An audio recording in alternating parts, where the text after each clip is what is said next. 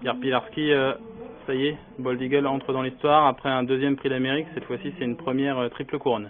Ouais, c'est surtout une première triple couronne sur la nouvelle piste de Vincennes. Donc on envoie un message à tous les petits jeunes et tous les chevaux qui sont pas nés, ceux qui vont encore arriver, de leur dire bah voilà, maintenant la référence sur cette piste, elle s'appelle Bold Eagle. On se souviendra que ce cheval en 2 ans, sur les 3 grands groupes 1 de l'hiver, il en a gagné 5, il a fini une fois deuxième, c'est exceptionnel surtout à cet âge-là. C'était un réel objectif, le prix d'Amérique 2017. C'est devenu vraiment un gros objectif également, la triple couronne.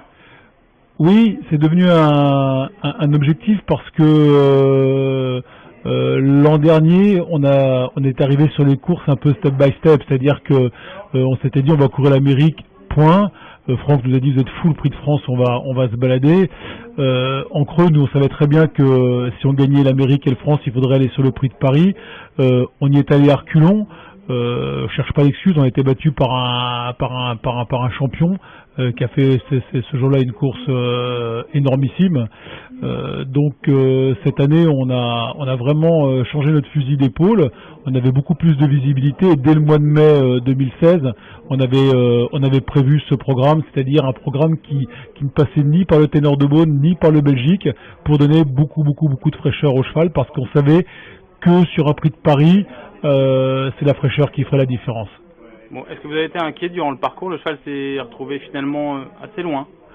Alors, je peux comprendre qu'on puisse être inquiet quand on voit un parcours comme celui-ci, surtout que tous les champions qui étaient dans la course savent tous faire 500 mètres. Pour la petite histoire, Bold les a fait 8.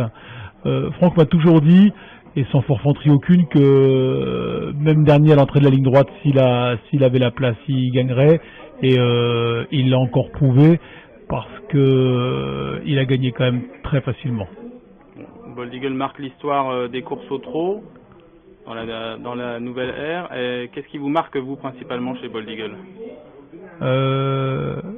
Sa gentillesse, sa facilité, c'est vraiment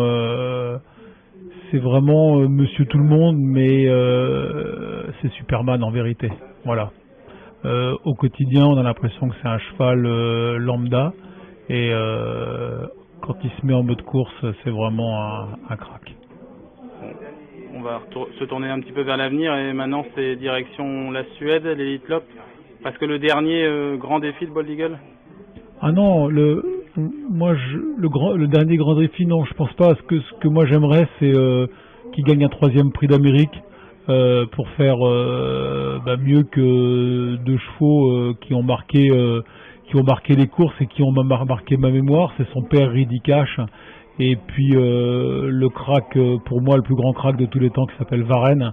Si on pouvait mettre un 3e prix d'Amérique à son compteur, ça serait vraiment fantastique. Après, je pense que Bold, ça peut peut-être vous faire sourire, mais je pense pas que ça soit un cheval de Vincennes. Le poids qu'il a sous les pieds est vraiment un handicap. Je pense pas qu'on aurait fait un tour de plus aujourd'hui. Et je pense que c'est un cheval de piste plate. À chaque fois qu'il a couru piste plate, que ce soit sur la petite piste de Vincennes, au Sable d'Olonne et surtout à Solvala, il a fait des performances exceptionnelles. À Volvega, vous voyez, c'est un lapsus. À Volvega, il avait explosé le record de Commodore Crow de 7 dixièmes sur 2100 autos à 4 ans. C'était quelque chose de fantastique. Donc j'ai vraiment envie d'aller le voir sur la piste plate en 2 fois 1600 mètres. Ouais.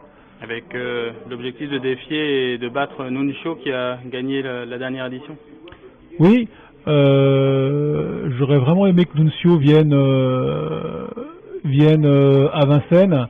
J'ai vu ses dernières courses, même s'il est toujours aussi impressionnant au niveau des allures, je pense que ça passerait pas chez nous. Donc c'est vraiment intéressant d'aller défier Nuncio, mais pas que Nuncio. Il y a des très bons chevaux, des spécialistes de 1600 mètres.